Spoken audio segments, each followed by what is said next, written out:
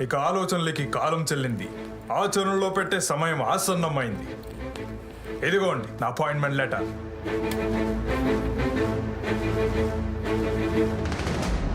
శుభవార్తతో వచ్చావు, ఉద్యోగం దొరికిందని. నేను కూడా నీకు ఒక శుభవార్త చెప్పాలనుకున్నాను.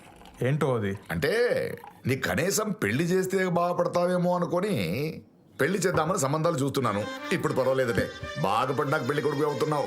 వేవ్లేదు నాన్న, నేను కూడా పెళ్లి చేసుకోవాలనుకున్నా. అంటే ఏంటి ఇప్పుడు? నేను అమ్మాయిని చూడాలా, లేదా గుండీలో వెనకున్న గుండెలు ఎవరన్నా దాగున్నారా? హ?